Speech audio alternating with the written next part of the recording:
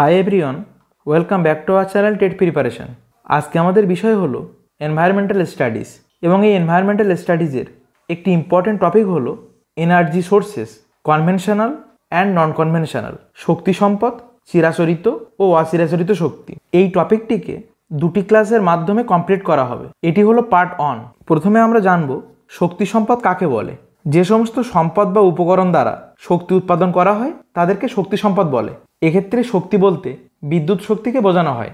সম্পদের প্রকৃতি অনুযায়ী শক্তিকে দুই ভাগে ভাগ করা যায়, যার মধ্যে প্রথমটি হলো চিরাচরিত শক্তি অর্থাৎ কনভেনশনাল এনার্জি এবং দ্বিতীয়টি হলো অচিরাচরিত শক্তি অর্থাৎ নন কনভেনশনাল এনার্জি। প্রথমে জেনে নেব চিরাচরিত শক্তি সম্পর্কে।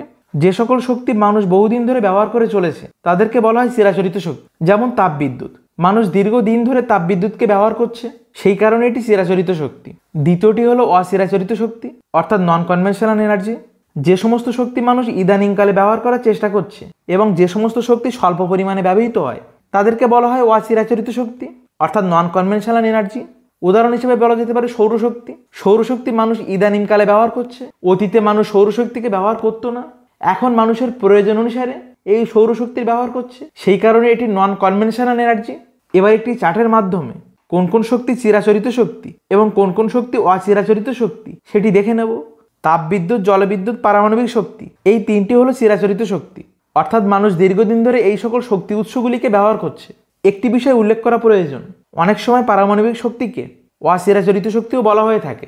বিভিন্ন বইয়ে পারমাণবিক শক্তিকে বিভিন্নভাবে দেখানো হয়েছে, কোথাও বা চিরাচরিত শক্তি, কোথাও বা অচিরাচরিত শক্তি। এবার অচিরাচরিত শক্তির উদাহরণ নিয়ে বলবো। এই শক্তির উৎসগুলি হলো সৌরশক্তি, বায়ুশক্তি, জৈব গ্যাস, ভূতাপীয় শক্তি, জোয়ার ভাটার শক্তি, সমুদ্র তরঙ্গ শক্তি, সমুদ্র তাপ শক্তি। এই প্রত্যেকটি অচিরাচরিত শক্তি সম্পর্কে আপনাদেরকে জানতে হবে। এত সময় শক্তি এবং তার দুটি প্রকার নিয়ে সংক্ষেপে আমরা ধারণা পেলাম। এবার কিছু এমসিকিউ কোশ্চেন সলভ করব এবং সেই এমসিকিউ কোশ্চেন সলভ করার সঙ্গে সঙ্গে আপনাদেরকে সেই সম্পর্কিত তথ্য দেব। আজকের প্রথম প্রশ্নটি হলো, নিচের কোনটি ভারতের সর্বাধিক ব্যবহৃত শক্তির উৎস? চারটি অপশান হলো সৌরশক্তি, জীবাশ্ম জ্বালানি, জলবিদ্যুৎ এবং পারমাণবিক শক্তি। এর মধ্যে কারেক্ট অ্যান্সারটি হলো অপশান বি অর্থাৎ জীবাশ্ম জ্বালানি ভারতের সর্বাধিক শক্তির উৎস হিসেবে ব্যবহৃত হয়। এখন প্রশ্ন আসবে, এই জীবাশ্ম জ্বালানি বিষয়টি কি? মূলত কয়লা, খনিজ তেল এবং প্রাকৃতিক গ্যাস, এই তিনটিকে জীবাশ্ম জ্বালানি বলা হয় এবং এই জীবাশ্ম জ্বালানিকে পুড়িয়ে তাপবিদ্যুৎ উৎপন্ন করা হয়। আরেকটি বিষয় উল্লেখ করা প্রয়োজন, তিনটি জীবাশ্ম জ্বালানির মধ্যে কয়লা হলো তাপবিদ্যুৎ উৎপাদনের প্রধান উৎস। চলে আসবো পরের প্রশ্নে। পরের প্রশ্নটি হলো, নিচের কোনটি নবীকরণযোগ্য শক্তির উৎস নয়? চারটি অপশান, বায়ুশক্তি, সৌরশক্তি, প্রাকৃতিক গ্যাস, ভূতাপীয় শক্তি। এখন প্রশ্ন হলো, নবীকরণযোগ্য শক্তি বিষয়টি কি? এবার আমাদেরকে জেনে নিতে হবে নবীকরণযোগ্য শক্তি সম্পদ বা পুনর্ভব শক্তি সম্পদ সম্পর্কে। ইংলিশে একে বলা হয় রিনিউয়েবল এনার্জি সোর্সেস। রিনিউয়েবল অর্থাৎ যে সকল শক্তির উৎসকে পুনরায় নতুন করা সম্ভব বা পুনরায় তৈরি করা যায় তাদেরকে রিনিউয়েবল বলা হয়। সংজ্ঞা হিসেবে বলতে গেলে যে শক্তি সম্পদ ক্রমাগত ব্যবহারের ফলে শেষ হয় না বা সাময়িকভাবে হ্রাস পেলেও সময়ের সঙ্গে সঙ্গে সেটি পূরণ হয়ে যায় তাকে নবীকরণযোগ্য শক্তি সম্পদ বা পুনর্ভব শক্তি সম্পদ বলা হয়। এবার অপশানগুলি চেক করব। বায়ুশক্তি, বায়ুশক্তি হলো নবীকরণযোগ্য শক্তি সম্পদ, কারণ বায়ুশক্তি কখনোই ফুরায় না, এটি নিঃশেষ হয় না, সেই কারণে এটি সঠিক উত্তর নয়। অপশান বি সৌরশক্তি। আমাদের সব ধরনের শক্তির মূল উৎস সূর্য, সেই সূর্য থেকে আগত সৌরশক্তি সেটিও নবীকরণযোগ্য শক্তি সম্পদ, অর্থাৎ সৌরশক্তির কোনো শেষ নেই। সূর্য না থাকলে আমাদের পৃথিবীও থাকবে না, সেই কারণে সৌরশক্তির কোনো শেষ নেই। সুতরাং অপশান বিও কারেক্ট নয়। অপশান সি প্রাকৃতিক গ্যাস। আগেই উল্লেখ করা হয়েছে প্রাকৃতিক গ্যাস হলো এক প্রকার জীবাশ্ম জ্বালানি যার মাধ্যমে তাপবিদ্যুৎ উৎপন্ন করা হয়।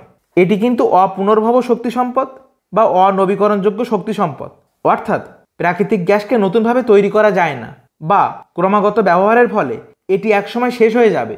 যেহেতু প্রাকৃতিক গ্যাস সময়ের সঙ্গে সঙ্গে নিঃশেষ হয়ে যাবে, সেই কারণে এটি নবীকরণযোগ্য শক্তির উৎস নয়, অর্থাৎ option C is the correct answer. Option ডিতে ছিল ভূতাপীয় শক্তি, এটিও একটি নবীকরণযোগ্য শক্তি সম্পদ। পরে এই ভূতাপীয় শক্তি সম্পর্কে আপনাদেরকে বলবো। এবার কোশ্চেন নাম্বার 3, নিচের কোন শক্তির উৎসটি চিরাচরিত শক্তি কিন্তু পুনর্ভব শক্তি? চারটি অপশান হলো তাপবিদ্যুৎ, জলবিদ্যুৎ, সৌরশক্তি এবং বায়ুশক্তি। আমাদেরকে প্রথমে দেখতে হবে এর মধ্যে কোনগুলি চিরাচরিত শক্তি। অপশান এ এবং অপশান বি অর্থাৎ তাপবিদ্যুৎ এবং জলবিদ্যুৎ এই দুটি হলো চিরাচরিত শক্তি, আর সৌরশক্তি ও বায়ুশক্তি এই দুটি হলো অচিরাচরিত শক্তি। সুতরাং অপশান সি এবং অপশান ডি কারেক্ট অ্যান্সার হতে পারে না। এবার তাপবিদ্যুৎ এবং জলবিদ্যুৎ এর মধ্যে কোনটি পুনর্ভব শক্তি অর্থাৎ রিনিউয়েবল এনার্জি? জলবিদ্যুৎ হলো পুনর্ভব শক্তি, কিন্তু তাপবিদ্যুৎ নয়, কারণ জলসম্পদ ক্রমাগত ব্যবহারের ফলেও কখনো শেষ হবে না, ফলে এটি রিনিউয়েবল এনার্জি সোর্স। কিন্তু তাপবিদ্যুৎ সেটি অপুনর্ভব অর্থাৎ নন রিনিউয়েবল। তাপবিদ্যুৎ যে সকল সম্পদের মাধ্যমে উৎপাদিত হয়, যেমন কয়লা, খনিজ তেল, প্রাকৃতিক গ্যাস, এগুলি ক্রমাগত ব্যবহারের ফলে একসময় নিঃশেষ হবে। সেই কারণে তাপবিদ্যুৎ চিরাচরিত শক্তি হলেও পুনর্ভব শক্তি নয়, আর জলবিদ্যুৎ চিরাচরিত শক্তি, সেই সঙ্গে পুনর্ভব শক্তি। অর্থাৎ এক্ষেত্রে কারেক্ট অ্যান্সারটি হলো অপশান বি। চলে আসবো পরের প্রশ্নে। কোশ্চেন নাম্বার 4, সুন্দরবন অঞ্চলের গোসাবা কোন ধরনের শক্তি উৎপাদনের জন্য বিখ্যাত? চারটি অপশান হলো সৌরশক্তি, জৈব শক্তি, ভূতাপ শক্তি এবং জলবিদ্যুৎ শক্তি। প্রথমে বলে নিই, এক্ষেত্রে কারেক্ট অ্যান্সারটি হলো অপশান বি অর্থাৎ জৈব শক্তি। এবার জৈব শক্তি সম্পর্কে সংক্ষেপে জেনে নেব। জৈব পদার্থ যেমন বিভিন্ন প্রাণীর মলমূত্র, শাকসবজি, ফলের খোসা ইত্যাদি পচনের মাধ্যমে যে গ্যাস উৎপন্ন হয় তাকে জৈব গ্যাস বলে। এবং পশ্চিমবঙ্গে এই জৈব গ্যাস থেকে বিদ্যুৎ উৎপাদনের কয়েকটি প্ল্যান্ট স্থাপন করা হয়েছে। তার মধ্যে উল্লেখযোগ্য হলো সুন্দরবনের গোসাবা ও মোল্লাখালী, পুরুলিয়ার অযোধ্যা পাহাড় এবং কালিম্পংয়ের লোলেগাঁও। এছাড়া ভারতবর্ষের অন্যান্য বিভিন্ন রাজ্যে জৈব গ্যাস থেকে বিদ্যুৎ উৎপাদন করা হয়, কিন্তু টেটের পরিপ্রেক্ষিতে পশ্চিমবঙ্গের স্থানগুলি মনে রাখা জরুরি। চলে আসবো পরের প্রশ্নে। কোশ্চেন নাম্বার 5, জৈব গ্যাস প্ল্যান্টে মূলত কোন গ্যাস ব্যবহৃত হয়? অপশানগুলি হলো অক্সিজেন, নাইট্রোজেন, হাইড্রোজেন এবং মিথেন। আগের প্রশ্নটিতে জৈব গ্যাস সম্পর্কে আমরা ধারণা পেয়েছি। এখন এই জৈব গ্যাস প্ল্যান্টে অর্থাৎ জৈব বস্তু পচনের ফলে কোন ধরনের গ্যাস উৎপন্ন হয় যার মাধ্যমে শক্তি উৎপন্ন হয়? এক্ষেত্রে কারেক্ট অ্যান্সারটি হলো অপশান ডি অর্থাৎ মিথেন, যার সংকেত হলো CH4। প্রকৃতপক্ষে জৈব গ্যাসে মিথেনের পরিমাণ যত বেশি, তার জৈব শক্তি তত উপযোগী। মিথেন গ্যাস মার্স গ্যাস নামে পরিচিত। আরও একটি ইম্পর্টেন্ট বিষয় উল্লেখ করব, বায়োগ্যাস উৎপাদনের ক্ষেত্রে যখন গোবরকে কাঁচামাল হিসেবে ব্যবহার করা হয়, তখন সেই জৈব গ্যাসকে বলা হয় গোবর গ্যাস। চলে আসবো পরের প্রশ্নে। কোশ্চেন নাম্বার 6, পশ্চিমবঙ্গের কোন জায়গায় ভূতাপ শক্তি উৎপন্ন হয়? চারটি অপশান হলো কোলাঘাট, মোল্লাখালী, বক্রেশ্বর, লোলেগাঁও। উত্তরে যাওয়ার আগে জানতে হবে ভূতাপীয় শক্তি বিষয়টি কি। ভূ অভ্যন্তরের তাপকে কাজে লাগিয়ে যখন বিদ্যুৎ উৎপাদন করা হয় তখন তাকে ভূতাপীয় শক্তি বলে, ইংলিশে জিওথার্মাল এনার্জি। তাহলে এই ভূতাপীয় শক্তির উৎসগুলি কি কি হতে পারে?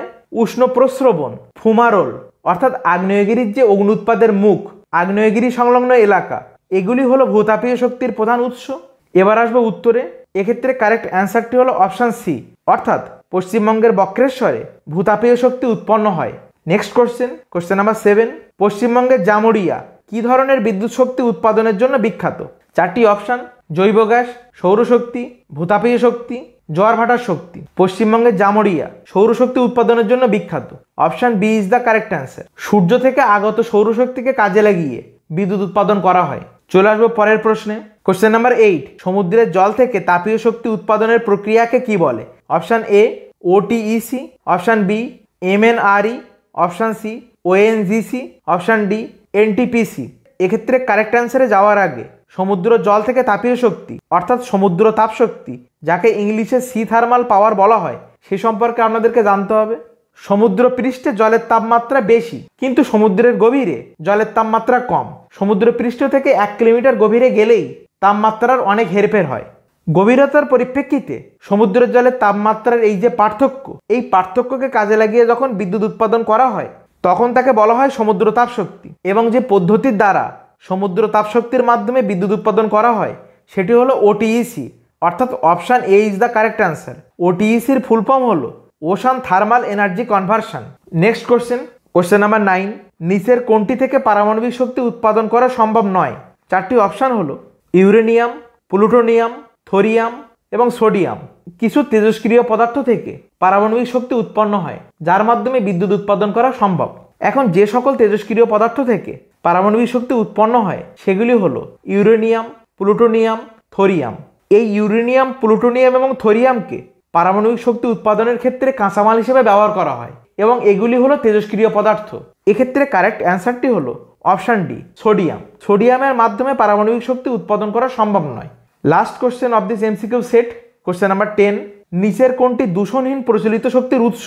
প্রশ্নের মধ্যে দুটি বিষয়কে উল্লেখ করা হয়েছে, একটি দূষণহীন, দ্বিতীয়টি প্রচলিত। প্রচলিত কথাটির অর্থ হলো চিরাচরিত অর্থাৎ কনভেনশনাল। অপশানগুলি দেখে নেব। তাপবিদ্যুৎ, পারমাণবিক বিদ্যুৎ, বায়ু শক্তি এবং জলবিদ্যুৎ। অপশান এ এবং অপশান বি অর্থাৎ তাপবিদ্যুৎ এবং পারমাণবিক বিদ্যুৎ এই দুটি দূষণহীন নয়, অর্থাৎ তাপবিদ্যুৎ উৎপাদনের মাধ্যমে পরিবেশ অধিক পরিমাণে দূষিত হয়, ম্যাক্সিমাম বায়ু দূষণ ঘটে, এবং পারমাণবিক বিদ্যুৎ উৎপাদনের মাধ্যমে পরিবেশ দূষণ হয়, বিশেষভাবে তেজস্ক্রিয় দূষণ হয়। সুতরাং অপশান এ এবং অপশান বি কারেক্ট নয়। অপশান সি বায়ু শক্তি। বায়ু শক্তি দূষণহীন, কিন্তু বায়ু শক্তি প্রচলিত শক্তির উৎস নয়, এটি অপ্রচলিত অর্থাৎ অচিরাচরিত বা নন কনভেনশনাল। সুতরাং অপশান সিও কারেক্ট অ্যান্সার নয়। অপশান ডি জলবিদ্যুৎ, এবং জলবিদ্যুৎ হলো কারেক্ট অ্যান্সার। জলবিদ্যুৎ প্রচলিত শক্তির উৎস, কনভেনশনাল, এবং এটি দূষণহীন, অর্থাৎ জলবিদ্যুৎ উৎপাদনের মাধ্যমে কোনো রকম পরিবেশের দূষণ ঘটে না, সেই কারণে জলবিদ্যুৎ হলো সঠিক উত্তর। এনার্জি সোর্সেস এই টপিকটির উপর আজ আমরা 10টি এমসিকিউ কোশ্চেন সলভ করলাম এবং সেই সঙ্গে বেশ কিছু এনার্জি নিয়ে ধারণা পেলাম। এই টপিকটির উপর পার্ট 2 এর মাধ্যমে আপনাদের কমপ্লিট একটি ধারণা দেব এবং পার্ট 2 ক্লাসটি খুব দ্রুত আসবে। আজকের বিষয় সম্বন্ধীয় যদি কোনো প্রশ্ন থাকে তাহলে কমেন্ট সেকশানে করবেন। এই ভিডিওটি যদি ভালো লেগে থাকে তাহলে এটিকে লাইক করবেন এবং শেয়ার করে দেবেন, সেই সঙ্গে চ্যানেলটিকে সাবস্ক্রাইব করে নেবেন। দেখা হচ্ছে পরবর্তী ভিডিওতে।